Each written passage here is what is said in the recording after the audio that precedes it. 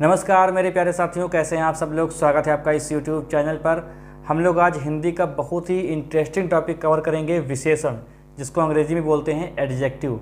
अगर आपने video open कर दिया है और सर्च करते करते आ गए हों तो आपकी मंजिल समझ लो बस यही है। जो चीज़ आप चाहते हैं सब चीज़ यहाँ मिलेगी। जितने भी डाउट हैं आपके ना, वो सारे के सारे डाउट यहाँ पे क्लियर होंगे। ठीक है, तो चैनल पर जो लोग नए हैं वो कृपया सब्सक्राइब कर लें, बेल आइकन दबा दें, जिससे वीडियो का नोटिफिकेशन आपको मिलता रहे। तो अगर अच्छा लगेगा तो आप लोग लाइक कर देंगे ज़रूर। ठीक है, विशेषण क्या होते हैं? देखिए, शब्द विचार में क्या होता है, शब्द विचार में कई प्रकार के शब्द होते हैं। जैसे कि उत्पत्ति के आधार पर शब्दों के भेद, जैसे उत्पत्ति के आधार पर शब्दों के भेद होता है। ठीक है, एक हमारा होता है व्युत्पत्ति के आधार पर शब्दों के भेद होते हैं। एक होता है हमारा अर्थ के आधार पर शब्दों के भेद। एक होता है हमारा विकार या रूपांतर के आधार पर शब्दों के भेद। उत्पत्ति वाले में आते हैं हमारे चार, कौन कौन से? तत्सम, तद्भव, देशज, विदेशज। व्युत्पत्ति वाले में क्या आता है? ऋण, यौगिक, योग ऋण। अर्थ वाले में देखिए, अर्थ वाले में दो चीज़ें आती है। एक तो आता है सार्थक और निरर्थक। इसको हम लोग पढ़ने के लिए बोलते हैं। सार्थक और निरर्थक जो शब्द होते हैं वो पढ़ने के लिए। लेकिन इसमें क्या होता है, अर्थ में होता है हमारे तीन प्रकार के अर्थ निकलते हैं, जिसमें होता है वाचक, जिसको अभिधा भी बोलते हैं। वाचक हो गया, लाक्षणिक हो गया और व्यंजना। ये अर्थ के आधार पे होता है। ये बहुत कम मिलेगा आपको, शायद यूट्यूब पे ना भी मिले, क्योंकि अर्थ के आधार पे लोगों ने क्या कर रखा है, सार्थक और निरर्थक बना के रखा है। हो सकता है सही हो, वो भी सही होता है, क्योंकि हिंदी में देखिए क्या है, हिंदी में बहुत चीज़ें उलझी हुई हैं। किसी ने भी किसी ने भी क्या किया है कि अपने अपने हिसाब से बताया है और अपनी अपनी किताबें छाप दिया है। अपनी अपनी किताबें छाप दी, आप कभी कुछ कह ही नहीं सकते हो, क्योंकि क्या है कि हिंदी में सब लोगों ने अपना अपना ज्ञान दिखाया है। तो उसी क्रम में मैंने भी अपना ज्ञान दिखाया है। ठीक है, तो विकार यानी विकार के आधार पर रूपांतर क्या होता है, इसमें दो प्रकार के शब्द होते हैं। एक होता है विकारी, एक होता है अविकारी। विकारी शब्दों के अंतर्गत होते हैं हमारे चार चीज़ें: संज्ञा, सर्वनाम, विशेषण और क्रिया। अविकारी के अंतर्गत होते हैं हमारे हैं क्रिया विशेषण, संबंध बोधक, समुच्चय बोधक और विस्मयादि बोधक। तो जो हमारा विशेषण है वो एक विकारी शब्द का पार्ट होता है। विकारी शब्द वो होते हैं जिनको हम लिंग, वचन, काल, कारक के अनुसार बदल सकते हैं, वो हमारे विकारी होते हैं। तो विकारी में कितने आ जाएंगे हमारे? संज्ञा, सर्वनाम, विशेषण, क्रिया। तो विकारी के अंतर्गत हम लोग जो आज पढ़ने जा रहे हैं वो जा रहे हैं विशेषण। ठीक है, इसको अंग्रेजी में क्या बोलते हैं? एडजेक्टिव बोलते हैं। विशेषण होते क्या हैं? विशेषण देखिए वो होते हैं जो किसी की विशेषता बताए। तो आप कहेंगे सर क्रिया की भी तो विशेषता बताते हैं, तो वो क्यों नहीं विशेषण है? तो भैया, क्रिया की विशेषता जो बताने वाले शब्द होते हैं वो अविकारी में आते हैं, उनमें बदलाव नहीं कर सकते। जैसे कि कहा जाए कि वह तेज दौड़ता है, तो तेज में आप लिंग, वचन, काल, कारक का आप जब लगाओगे तो आपको पता लगेगा कि इसके अनुसार हम लोग बदल नहीं सकते हैं। समझ रहे हो कि नहीं? अब विकारी में क्या होता है कि इसको हम बदल सकते हैं, ऐसा बताते हैं। जो व्याकरण है ना, व्याकरणविद, वो ऐसे बताते हैं कि लिंग, वचन, काल, कारक के हिसाब से हम लोग जो शब्द होते हैं उनको बदल देंगे तो विकारी शब्द हो जाएंगे। अब देखिए, विशेषण वो होते हैं जो किसी शब्द की विशेषता बताए, और शब्द जो होते हैं उनको एक संज्ञा दी गई है, उन्हीं को बोलते हैं संज्ञा। जैसे पूरे विश्व में क्या है, पूरे विश्व में जितनी भी चीज़ें आप देखते हो, महसूस करते हो, उनका कोई ना कोई नाम है, और उन्हीं नाम को व्याकरण लोगों ने, जो व्याकरण है या फिर व्याकरण में संज्ञा नाम दिया गया है। देखिए, नाम का ही दूसरा नाम व्याकरण में संज्ञा दिया गया है। अब संज्ञा के स्थान पे प्रयुक्त होने वाले शब्दों को बोलते हैं हम लोग सर्वनाम। तो संज्ञा व सर्वनाम की जो विशेषता बताते हैं उनको बोलते हैं विशेषण। अब देखिए, होता कि विशेषण क्यों पढ़ते हैं हम लोग? विशेषण पढ़ने की एक वजह है। देखिए, जैसे कि कोई भी चीज़ ना, हर चीज़ की एक ना एक वजह होती है। जैसे कोई शब्द आता है कि वह है, तो अगर आपको बताना है वह सुंदर है, वह खूनी है या वह बीमार है, तो जो ये आप बता रहे हो ना, इसका मतलब क्या है कि वह या राम बीमार है, तो इसका मतलब क्या है कि आप राम की विशेषता बताने की कोशिश कर रहे हो। इसीलिए व्याकरण में इसको विशेषण के नाम से जानते हैं। ठीक है, मतलब बोलते तो हम लोग लगातार हैं, वह सुंदर नहीं है, वह उसकी शर्ट नीली है, मेरी नीली शर्ट चोरी हो गई है। तो ऐसे जो आप किसी संज्ञा या सर्वनाम की विशेषता बता रहे हो, इसीलिए हम लोग पढ़ते हैं विशेषण। ठीक है, यहाँ पर देखिए, संज्ञा की विशेषता बताने वाले शब्दों को बोलते हैं हम लोग विशेषण। सर्वनाम की विशेषता बताने वाले को उसको भी कहते हैं विशेषण। विशेषण की अगर विशेषता बताए उसको बोलते हैं प्रविशेषण। देखो जैसे कि लिखा जाए कि कहा जाए कि वह सुंदर है, वह क्या है, वह सुंदर है, ऐसा नहीं, देखो ऐसे लिखा जाएगा, वह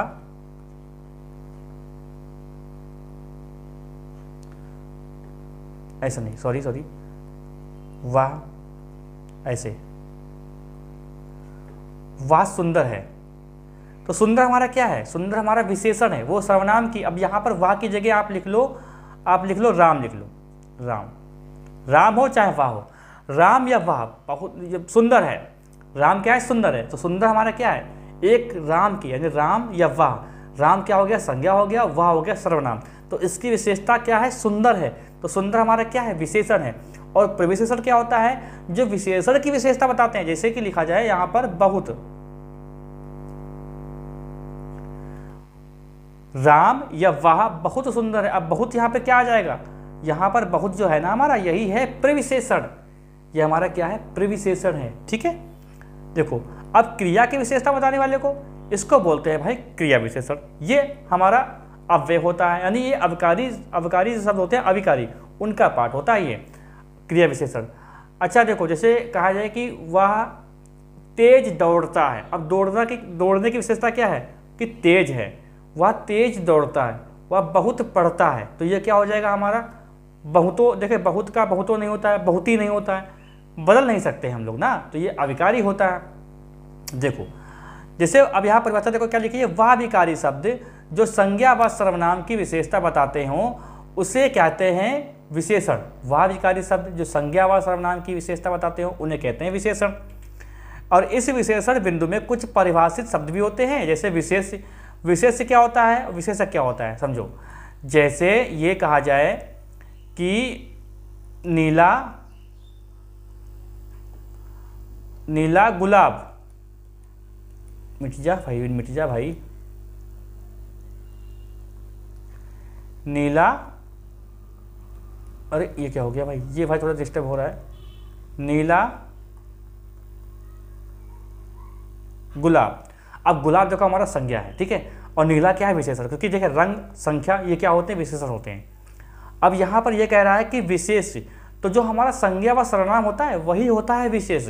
अगर संज्ञा व सर्वनाम खाली लिख दिया जाए गुलाब, वह गुलाब है, तो गुलाब हमारा संज्ञा कहलाएगा। लेकिन अगर संज्ञा के आगे पीछे कोई विशेषण आता है तो वही हो जाता है विशेष। मतलब अब गुलाब क्या हो गया, अब विशेष गुलाब हो गया है, मतलब विशेष।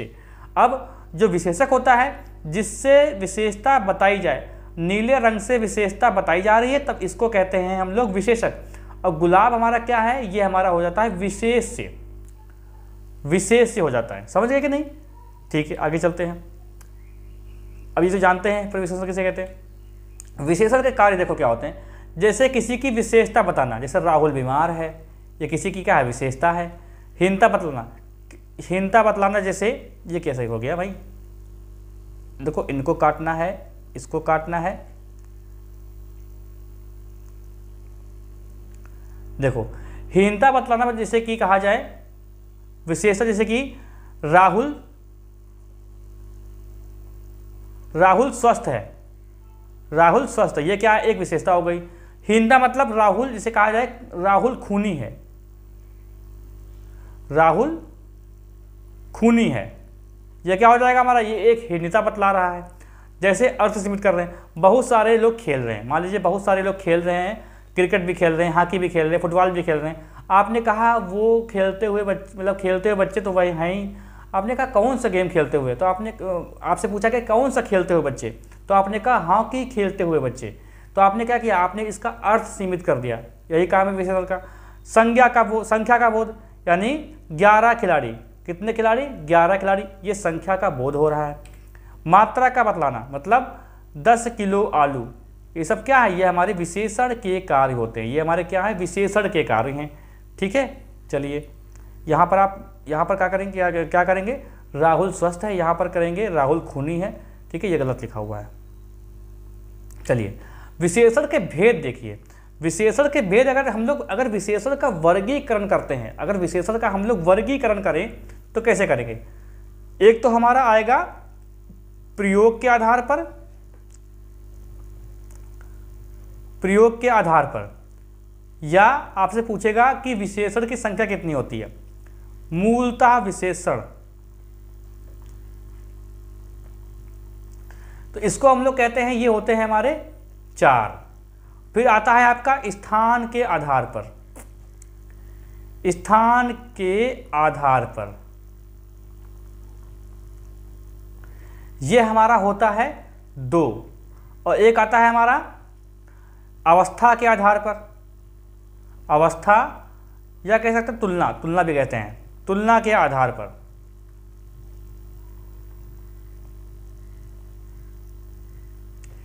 ये कितने होते हैं, ये होते हैं 3। अब मैं आपको बता दूं शॉर्ट में, प्रयोग व मूलतः विशेषण की संख्या अगर पूछी जाए तो आपको वो 4 बताना है। कौन कौन से होते हैं, गुणवाचक, संख्यावाचक, परिमाणवाचक और संकेतवाचक, जिसको सर्वनामिक विशेषण भी बोलते हैं।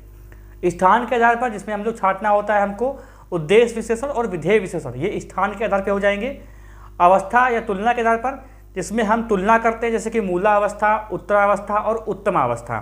ठीक है, अब देखिए यहाँ पर गुणवाचक हो गया, संख्यावाचक हो गया, परिमाणवाचक और संकेतवाचक या सर्वनामिक विशेषण। यहाँ पर देखिए 5 भी लिखा है, तो अगर मान लीजिए 4 ऑप्शन में ना हो, 5 हो तो 5 कर लीजिएगा, क्योंकि 5वां हम लोग मानते हैं एक व्यक्तिवाचक को।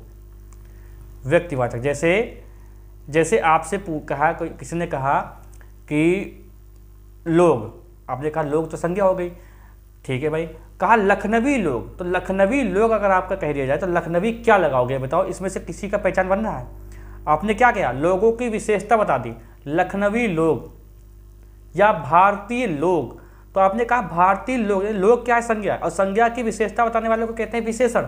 अब बताओ इन चारों में से किस में रखोगे जो पहचान बताते हों किसी व्यक्ति की, नहीं होता है, तो वो होता है व्यक्तिवाचक विशेषण। लेकिन इसको किताबों में नहीं माना है। अगर आपके सामने क्वेश्चन आए और पूछे विशेषण की संख्या कितनी होती है, 4, 5 दोनों ऑप्शन में हो, तो आपको आंखें मीच के 4 ही लगाना है। अगर 4 नहीं होता है तो 5 लगा देंगे। ठीक है, देखो अब हम लोग देखते हैं गुणवाचक विशेषण। ये क्या होता है कि किसी भी वस्तु, अब देखिए बुक में क्या होता है कि वस्तु लिखा गया है, बुक में क्या लिखा गया है, वस्तु लिखा गया है। किसी भी वस्तु, उसमें संज्ञा व सर्वनाम दोनों होते हैं, तो ऐसे भी कह सकते हैं, जिस विशेषण शब्द से किसी संज्ञा व सर्वनाम की अवस्था, गुण, आकार, दशा आदि का बोध होता है, तो वहां पर होता है हमारा गुणवाचक विशेषण। जिन विशेषण से गुण, रंग, आकार, दशा, अवस्था, रूप आदि का बोध होता है, उनको बोलते हैं हम लोग गुणवाचक विशेषण। जैसे कि ईमानदार बालक, ईमानदार बालक, बेईमान व्यक्ति, काला घोड़ा, सुंदर महिला, मोटी पुस्तक। समझे, ये आकार हो गया, ये गुण हो गया, ये रंग हो गया, ये उसका, ये भी गुण हो गया। देखिए गुण में गुण और अवगुण दोनों माने जाते हैं। ईमानदार हो गया, ठीक है, तो ये क्या हो जाएगा हमारा, ये हमारा हो जाएगा। अब देखिए इसमें विशेष क्या है, विशेष हमारा व्यक्ति हो गया, विशेष हमारा घोड़ा हो गया, और विशेषक काला हो गया। ठीक है, चलिए संख्यावाचक विशेषण देखो, जिस विशेषण शब्द से किसी वस्तु, वस्तु मतलब क्या हुआ, संज्ञा व सर्वनाम की संख्या का बोध हो, उसे कहते हैं हम लोग संख्यावाचक विशेषण। अब संख्यावाचक जो विशेषण होता है उसके 2 भेद मानते हैं हम लोग। एक तो होता है निश्चित, एक होता है अनिश्चित। जैसे कि निश्चित में कहा जाए कि 4 आदमी, अनिश्चित में कहा जाए कुछ आदमी। अब निश्चित संख्यावाचक जो विशेषण होता है उसके ही भेद पढ़ते हैं हम लोग 5 टाइप से। एक होता है गणना, एक होता है क्रम, एक होता है समुदाय, एक होता है आवृत्ति, एक होता है प्रत्येक बोधक। तो ये 5 हमारे संख्यावाचक जो विशेषण होता है उसका जो एक पार्ट होता है निश्चित संख्यावाचक, उसके ही 5 भेद होते हैं। और जो अनिश्चित होता है उसके 5 भेद नहीं, उसके कोई भेद नहीं होते हैं। ठीक है, देखो जिससे वस्तुओं की संख्या का बोध हो उसे संख्यावाचक विशेषण कहते हैं। जैसे 3 लड़के, 10 गुने लोग, चतुर्थ वर्ग। अब देखो क्या है, ये निश्चित और अनिश्चित संख्या के बारे में बताते हैं। इस प्रकार संख्यावाचक के 5 प्रकार हैं। कौन कौन से, गणनाबोधक। ठीक है, अब गणनाबोधक क्या है कि वस्तुओं की इसमें गणना होती है, जैसे 10 आम।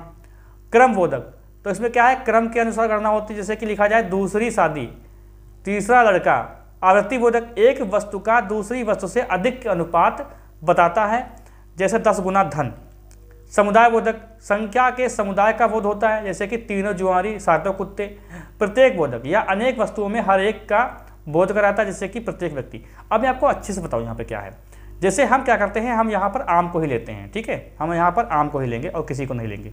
पेन चेंज किया जाए, पहले कौन सा ले लिया जाए जो चल जाए पेन यहाँ पर, चलो यही सही है, काले सही है वैसे। 10 आम, तो वस्तुओं की गणना 10 आम।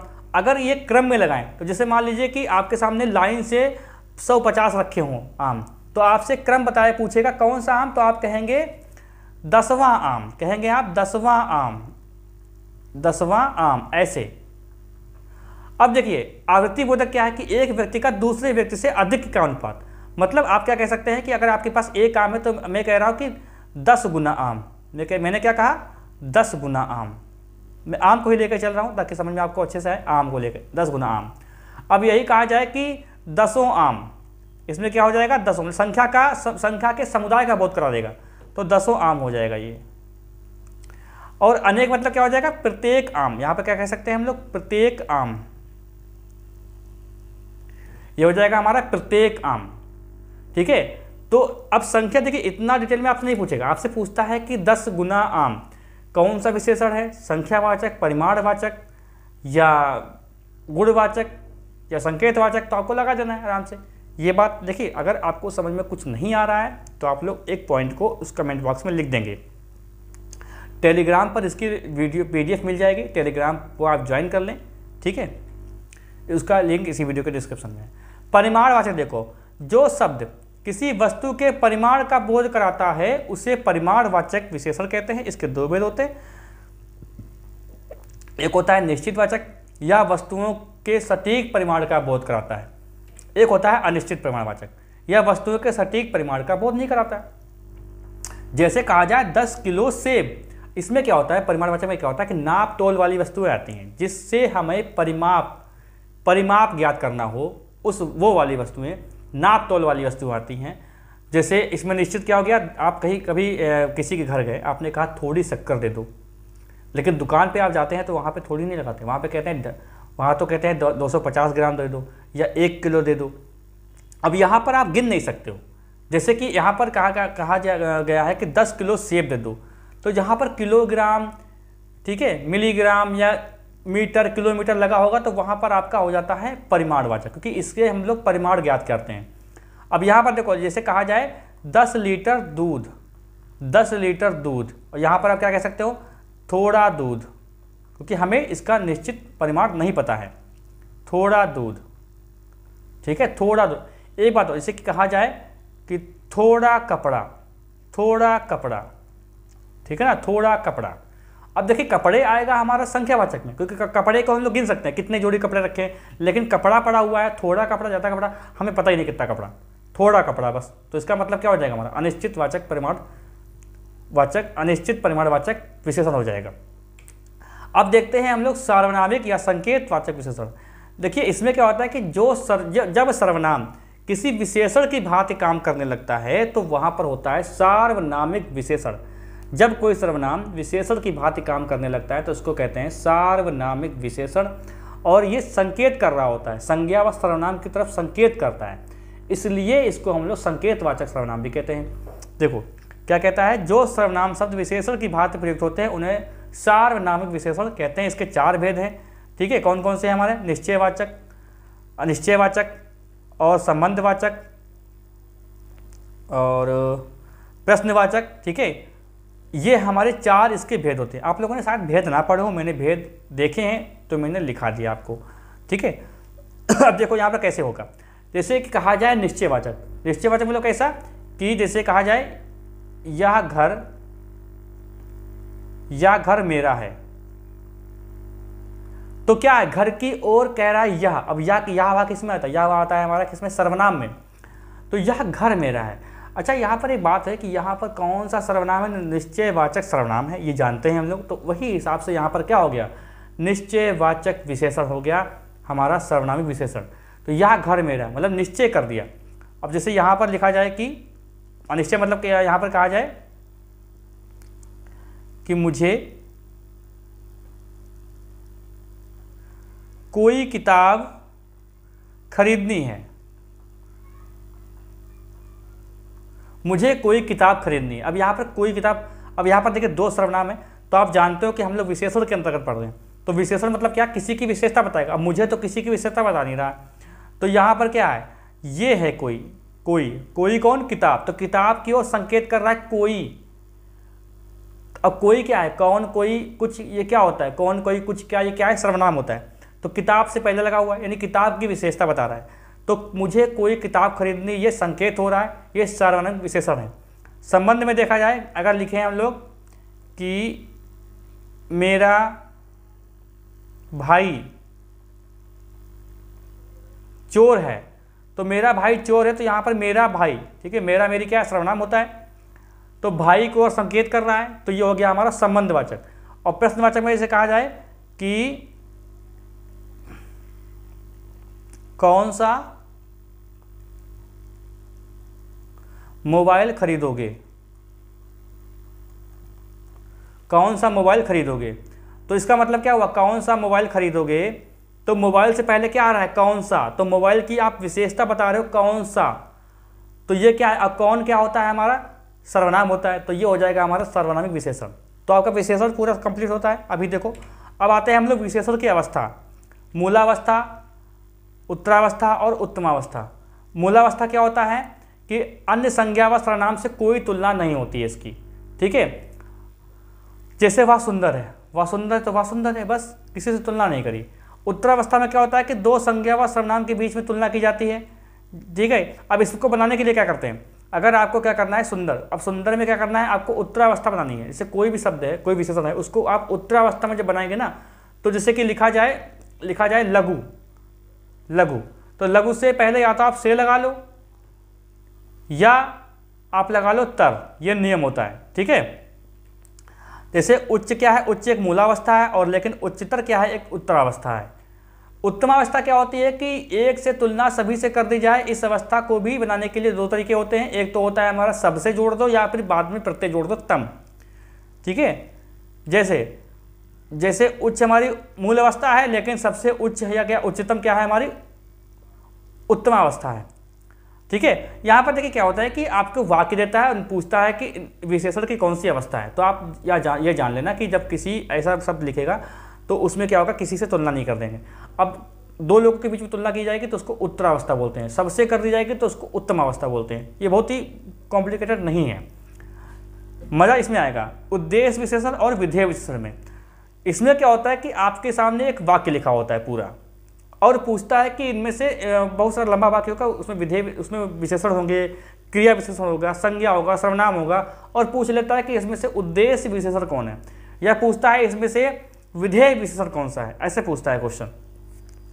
तो देखो ऐसा है ना, हमारे एक वाक्य की संरचना कैसे होती है, ऐसे होती है, ये कर्ता होता है प्लस कर्म और प्लस क्रिया। तो देखो ये जो होता है ना पार्ट, ये हमारा पूरा उद्देश्य होता है, और बाकी सारा पार्ट क्या होता है, हमारा विधेय होता है। ये एक संरचना होती है। अब बहुत सारे लोग क्या बताते हैं कि उद्देश्य की, ये जो कर्ता होता है, कर्ता की विशेषता बताने वाले विशेषण को उद्देश्य विशेषण बोलते हैं, पर ये सरासर गलत है, ऐसा नहीं होता है। देखो उद्देश्य विशेषण वो होता है जिसमें क्या होता है कि जो विशेष होता है हमारा, यानी संज्ञा सर्वनाम, उससे पहले अगर कोई विशेषण लगता है तो उसको बोलते हैं हम लोग उद्देश्य विशेषण, और इसके बाद कोई लगता है तो उसको बोलते हैं विधेय विशेषण। ये नियम है। जैसे लिखा जाए कि राम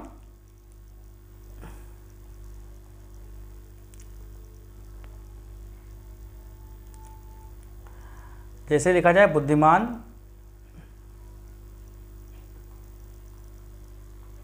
बालक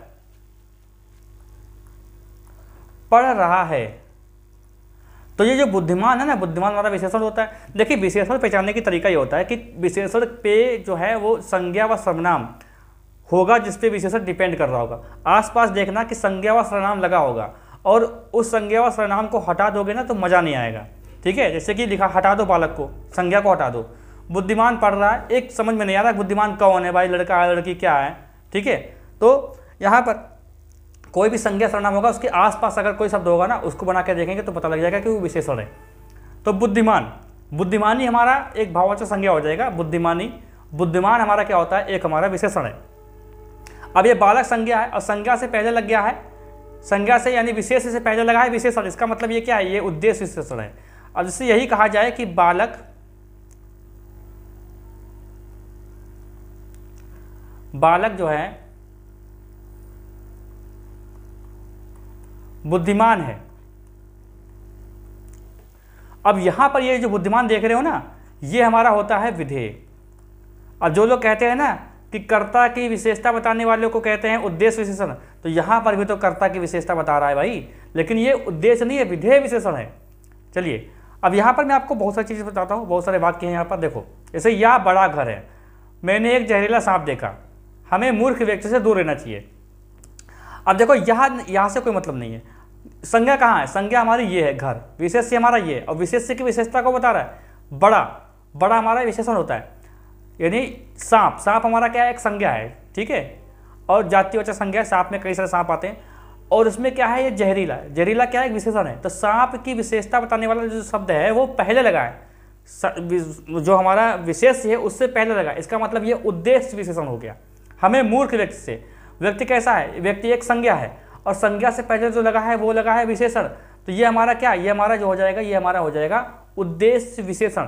और देखिए यहाँ पर देखिए, यह आम मीठा है। देखिए कभी कभी हम लोग वाक्य को जो बोलते हैं तो अपने मन से बोलते हैं, जैसे यह मीठा आम है, यह मीठा आम है, अगर ऐसे लिख दिया जाए, जैसे कि यहाँ पर लिखा है यह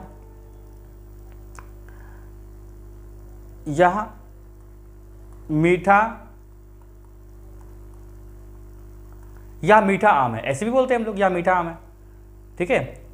तो अब यहाँ पर ये जो मीठा आ रहा है ना, ये हो जाएगा उद्देश्य, ये हो जाएगा उद्देश्य विशेषण। लेकिन यहाँ पर बाद में आया है तो ये हो जाएगा विधेय विशेषण। बस इतना अंतर है। जैसे हमारा देश महान है, तो महान क्या है, महान हमारा विशेषण होता है, ठीक है, महानता हो जाएगी भाववाचक संज्ञा। तो देखिए भाववाचक संज्ञा और विशेषण में काफ़ी कन्फ्यूजन होता है, लेकिन आप लोग प्रैक्टिस करोगे तो आ जाएगा। हमारा देश क्या है, महान है, तो महान हमारा क्या हो गया, विशेषण हो गया, और ये हो गया हमारा विधेय विशेषण। रमेश का कुत्ता बहुत सीधा है, तो रमेश का कुत्ता सीधा है, बहुत सीधा है। अब बहुत लिखो चाहे कुछ लिखो, ये हमारा ये पूरा आ जाएगा हमारा विधेय विशेषण में, ठीक है। तो ये आपका विशेषण का पूरा जितना भी निचोड़ था मैंने आपको बताया एक छोटे से वीडियो में, और जहाँ पर मैंने पढ़ाया है वहाँ पर इसकी 3 क्लासेस लगी थी संधाती समझाते, तब लोग समझ पाए थे। तो आप सोचो अभी 1 घंटा भी नहीं हुआ होगा, मुझे लग रहा है 1 घंटा के मतलब कम ही हुआ है।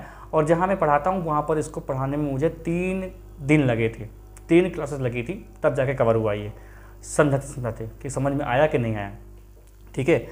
तो चैनल पर जो लोग नए हैं वो कृपया सब्सक्राइब कर ले। कोई भी डाउट है तो कमेंट बॉक्स खुला हुआ है, कमेंट कर सकते हैं, मैं उसका रिप्लाई कर दूंगा। कोई भी टॉपिक पे आप वीडियो चाहते हैं, चाहे हिंदी का, रीजनिंग का, जीएस का, तो आप बता सकते हो, ठीक है। और साथियों के साथ वीडियो को शेयर करें। चैनल पर जो लोग नए हैं वो कृपया सब्सक्राइब कर लें, वीडियो को लाइक कर दें। मिलते हैं हम लोग नेक्स्ट टॉपिक पे।